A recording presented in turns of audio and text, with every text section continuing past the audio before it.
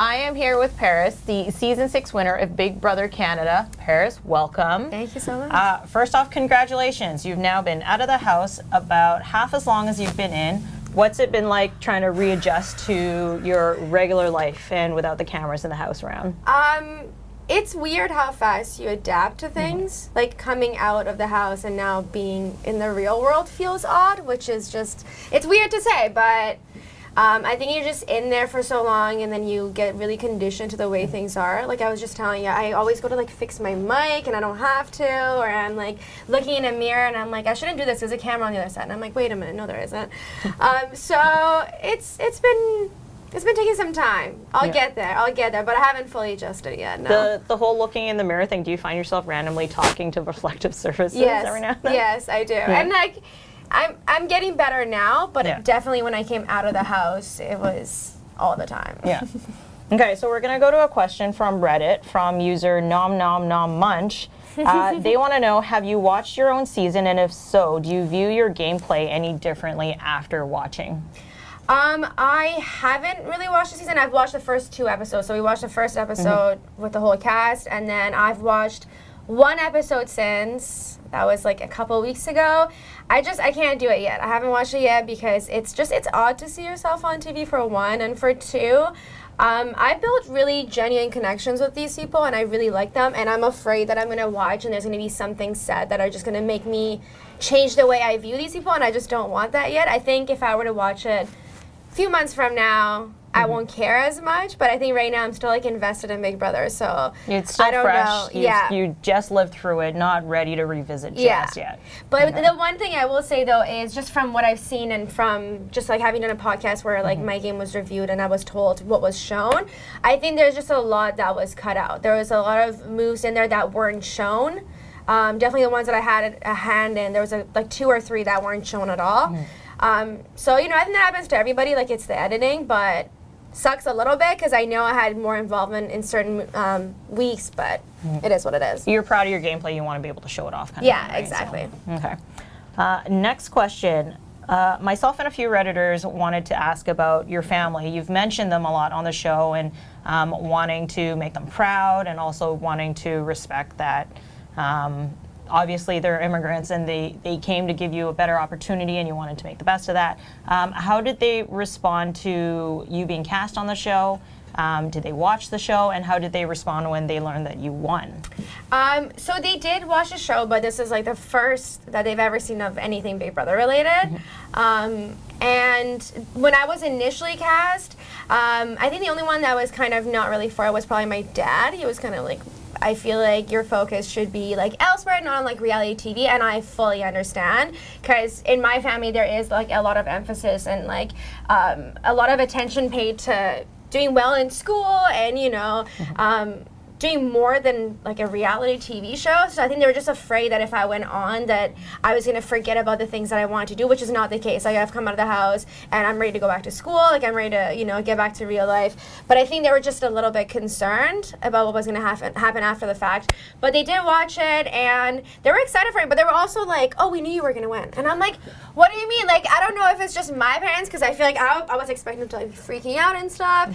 They're kind of like, no, when you got cast, because my mom thought it was against like 30 other people, and then when I told her it's only against 15 other people, she's like, oh, you're gonna win. And then I came out, she's like, I knew you were gonna win. I wonder if it's a cultural thing too. Just like I know my own parents are very like, you go to school, you get a job. Right. What's with this trying to be on TV, or what's with these frivolous hobbies or whatever? But I think it might be because, as I said, there's definitely like emphasis put on like education and doing things probably other than reality TV, and I feel like a lot of people could relate to that. It's just I think they wanted to make sure that I didn't lose sight of what I want to focus on in life and don't end up just going into that line of work, I guess.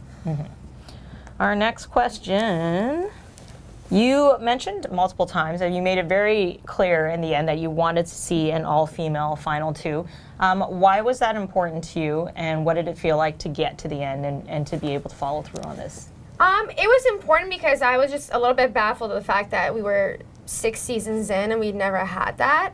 I also I will say a lot of that move was based on like the game move that I thought was the better move in that scenario. Like I thought I was gonna have a better chance sitting next to Kayla, but at the same time, like I wanted it. I don't know. I don't want to sit here and be like, cause I'm a feminist and this, but it's like those are the beliefs that I have. Like I would love to see that. I think it's empowering. I think it's cool. I think it's something that I wanted to be a part of.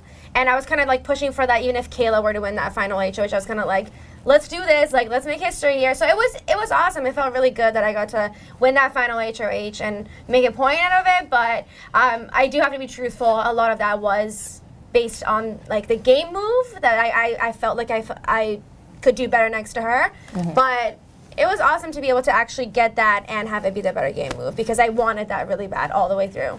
Our next question is, if BB Canada ever had an All-Stars or a vet season, would you return? And if you were to return in the future, who would you want to play against? Ooh, I would 100% do it. Like any day of the week, I would go back anytime they wanted me to go back. When I was in the house towards the end, I was like, I don't know if I could do this. And I remember I came out of the house and 5 days later, I was like, I'm ready to go back in. I could do it again. Who would I want to play against, like from my season? From your season, from previous seasons? I mean, I thought the returning cast that they brought for season 5 was really good. Like those were like some of the best players in the house. So like Kevin, Netta, Aika, Bruno, Cindy, all those people are people I probably want to play against. And then from my season, I would really want like Erica and Johnny there because I feel like they were a little bit cut short. Exactly. There was so much that they had to offer, like both as players. There was a lot of really capable people in the house. Erica particularly though, because that was an intense week, and I was like, I know. Are you kidding me? I know, and like, that was a tough week for all of us too because she's such a big personality and she was such a big part of like what happened in the house, and as soon as she left, like we could feel her not being there. We all felt really bad for her because like she didn't even get a chance.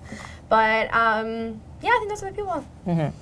Our next question is from Redditor Anthony Leoncio. Wants to know what you plan to do with the prize money. Prize money. So I've been thinking about, and again, I don't know if this is gonna happen down the line, but so far I think 4 ways. I'm gonna do. Sorry, and just to remind viewers, how much was it that you took home? It was $100,000. So I think I would leave a little bit for my tuition, my student loans, like everything that I've had to, all the debt that I've gathered over the years, and then hopefully $25,000 towards law school. But I think they're going to end up being $25,000 altogether. And then I'm going to give some to my family. They can, spend it however they want to. I was thinking about giving some to charity, so that's going to be one. And hopefully I have some money left over to just save for a down payment at some point. But and coming from Vancouver. Here, so yeah, like it's good. It's just going to be pocket change compared to what you need to It'll be like even a fraction of what you actually need to stay in the city. So we'll see. Okay, so from your season, who have you kept in touch with, and have you been able to bond with others in the BB Can Winners Circle? Ooh, okay. They're actually so, like the BB Can alumni, they're so welcoming, and it was really nice to meet them because they fully understand what you went through. Because it's obviously edited a certain way, and I remember even when I came home, my mom, I was napping like all the time, and she was like, "What's up? Like, why are you so tired? You were just in the house having fun." And I'm like, girl, it is 70 days. It's not what it looks like. Like, I'm not gonna say anything bad about it because I love the experience, and I just told you I would go back any second. Like, I would always go back to the house. But it's a high pressure situation. Yeah, like even like your sleep schedule is up to them. Like what you do and when you do it is up to Big Brother, and it's a really like straining, place that you're in. And I remember my mom just like not understanding, and the thing about BB alumni is they've gone through it. They get it. So they like, I'll be messaging them constantly being like, I'm having a weird time adjusting. Like, I don't really want to be outside. Like, I've just been in my room for 2 weeks. And they're like, we get it. Like, I've had people be like, I stayed in my basement for 3 months. And I was like, okay, like, at least I'm not alone in that.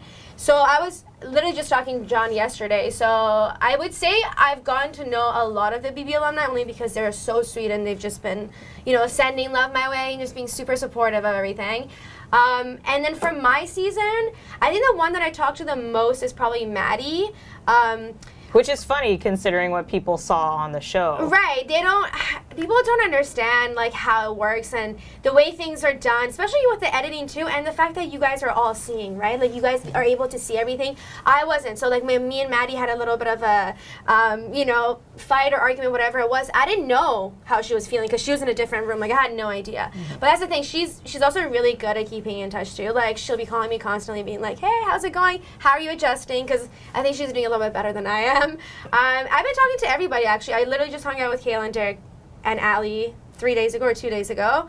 I'm seeing Johnny on Wednesday. I think I've been hanging out with everybody. Are they coming here to visit, or are you heading there to visit them? Kayla and Derek are here right now, so I think we should have gotten them in on this interview. I know, right? They're busy like adventuring in Vancouver right now. Like they have plans. They're being lovey-dovey right now. They're doing. So they're still together. They're together right now. So that's awesome. Yeah, and she's staying till the 14th, I think. So fans, if you want to creep, you know where they are. Just like hunting them down at the Cross Shrine or like at all the tourist attractions. Okay, so of course you're the first ever BC winner of BB Can from Vancouver. So we have to ask you some Vancouver specific questions, such as what is your ideal way to spend a day in Vancouver? Ooh. Favorite bars, favorite restaurants, favorite places just to hang? Okay, these are all good questions. Okay, so favorite restaurant, there is, oh my god, I should know the name. There's like this little Italian, I love Italian food, and there's this little Italian restaurant. Where is it? I have no idea what it's called. Never mind. But it's really, really good Italian food. I only know because every time I like search up like top rated Italian foods, and like, cause I go off of ratings a lot. I don't know what that says about me, but I like, and it has a really high rating, so I always just click on it and I go there.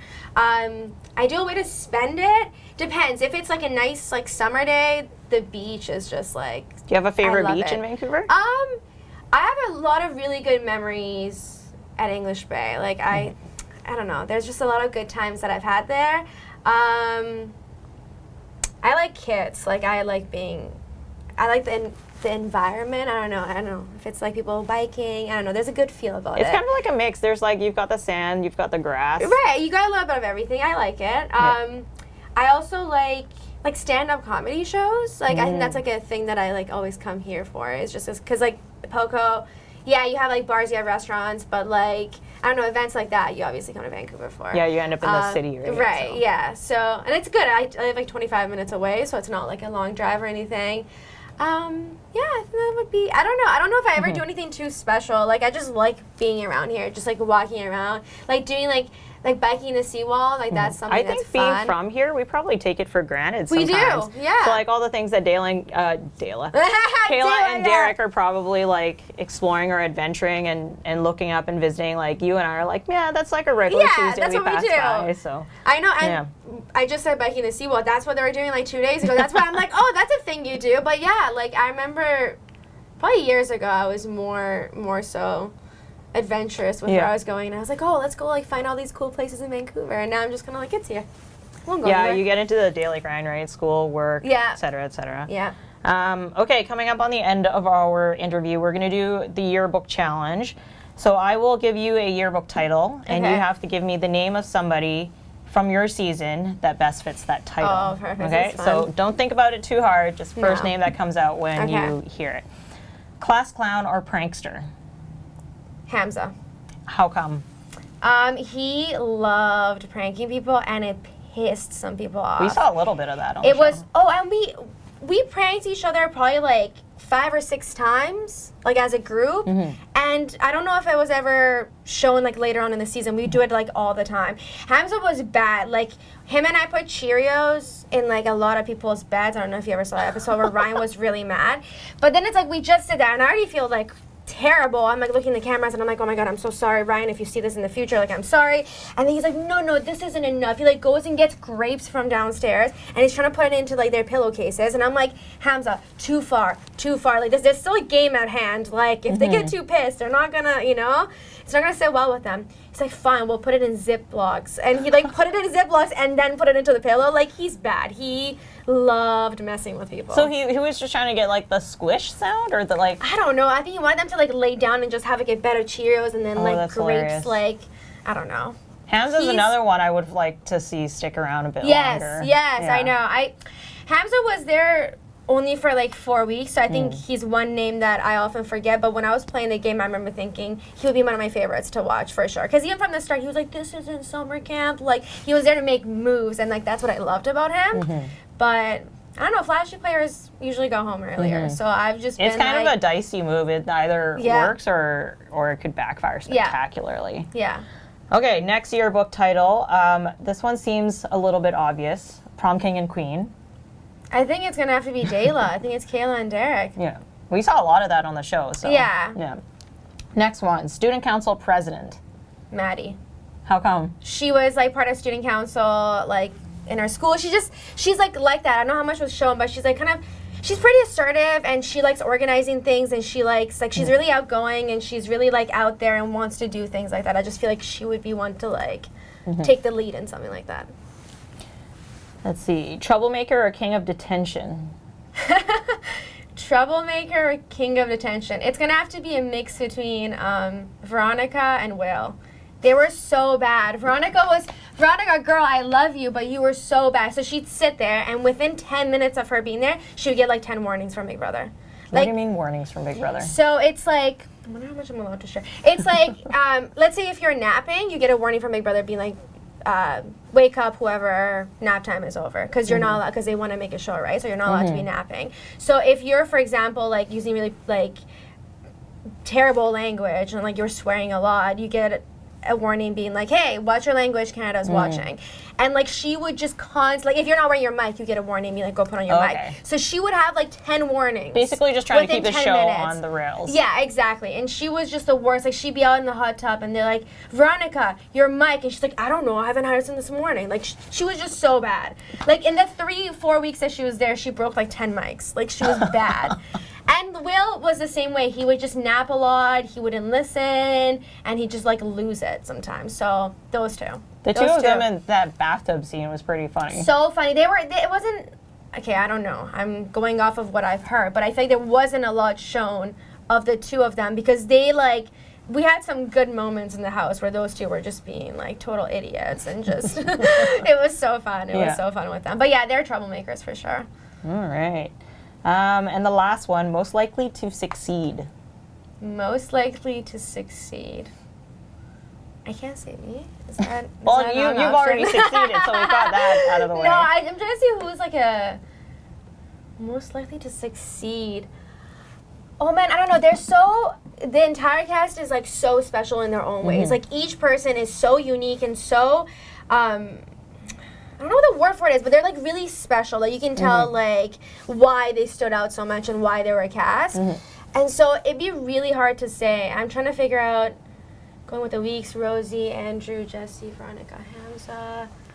I know that, like maybe like Erica? She was pretty determined. She's definitely like, she puts her mind to something. I could see her just really killing it. I'm trying to figure out. I think that in their own ways, like I guess it depends on what you mean by success, but I feel like Derek might do well with his like clothing stuff after the whole show. I think Erica, I think she's doing like a YouTube channel. I think she might do really well with that.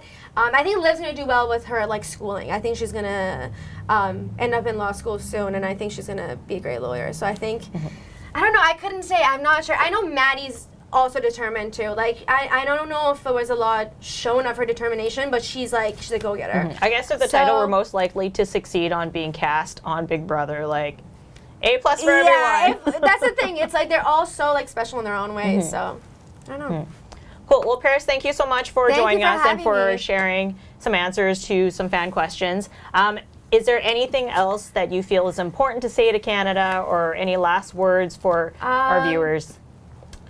I would just have to say thank you so much for watching the show. The show was on hiatus. It was going to be canceled this season. So thank you for signing the petition. Thank you for bringing us back. I hope that we delivered a good season. And to those of you that stuck by me, sorry if I ever stressed you out at any point. I know there were some points in there. There were some ups and downs. I'm really proud to have brought it home. I'm really proud of my gameplay, and I hope you guys are too. And so thank you so much for supporting me throughout the entire season. Awesome. Thank you so much for joining us.